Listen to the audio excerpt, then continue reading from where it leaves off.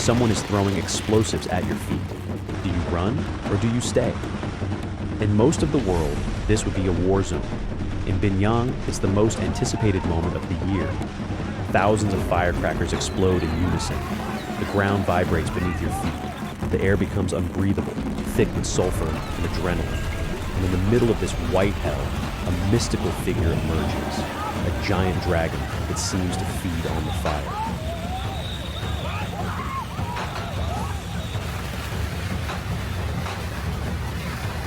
This is the most extreme festival on the planet, the Binyang Gunpowder Dragon Festival.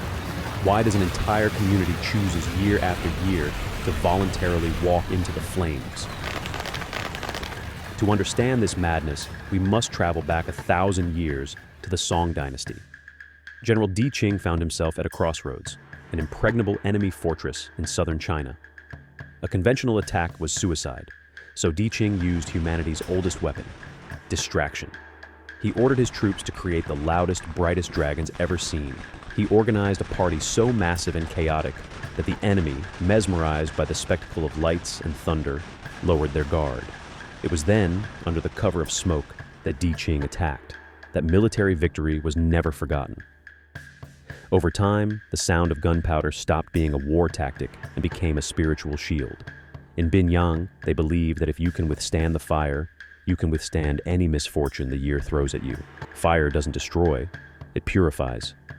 But how does a paper object survive thousands of explosions? This is where the mastery of local artisans comes in. A Binyang dragon isn't just manufactured, it is forged. First, the skeleton.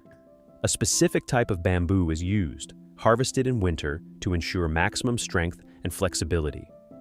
If the bones are too rigid, the shockwave from the firecrackers would snap them in seconds. 这个是今年炮龙街舞的，就成这样了，舞完就烧掉了，把它升天啊，这条就留下来，明年拿来展览。Then comes the secret, the skin. It's no ordinary paper. It's handmade mulberry paper, applied in 7 successive layers, soaked in a traditional paste. This technique creates a flexible armor that can take direct hits. It takes artisans weeks to finish a single dragon, knowing that by the end of the night, their masterpiece will be ashes. But in Binyang, the value lies in the sacrifice, not the permanence. 我有60几岁了，做了几十年的龙，跑龙，我武器家4代，都做跑龙，怎么扎的龙啊？不学不行啊！好比你那个钳子都拿不好，应该多学传统的东西。It's 7 p.m. The air in Binyang is charged with palpable electricity. Thousands of people hold strings of firecrackers as if they were ammunition. Then, the most sacred moment occurs. The Kai Guang. A ritual master uses the blood of a rooster to paint the dragon's eyes. In local cosmology, this act awakens the spirit. In that second, the dragon stops being bamboo and paper. It becomes a living deity. If you are fascinated by these hidden stories of China, subscribe now so you don't miss what's coming next. Because what happens next is almost impossible to believe, and then chaos breaks loose. The dragon carriers, young men who have trained their breathing to endure the toxic smoke, lift the structure. There are no modern protections, just a wet towel and their faith. The crowd throws firecrackers directly at the carriers. It's a constant bombardment.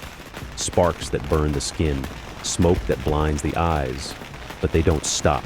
They run, jump, and spin, because the more intense the fire, the hotter the town's fortune will be.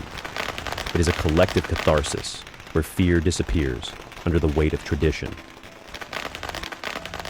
At dawn, Binyang wakes up under a red carpet of gunpowder remains. The dragon is now a smoking bamboo skeleton. But the ceremony isn't over. The community gathers to share dragon soup. They use ingredients that were present during the festival, believing the dragon's energy has permeated the food. It's the moment of calm after the storm, where the courage shown in the streets transforms into health and longevity for everyone.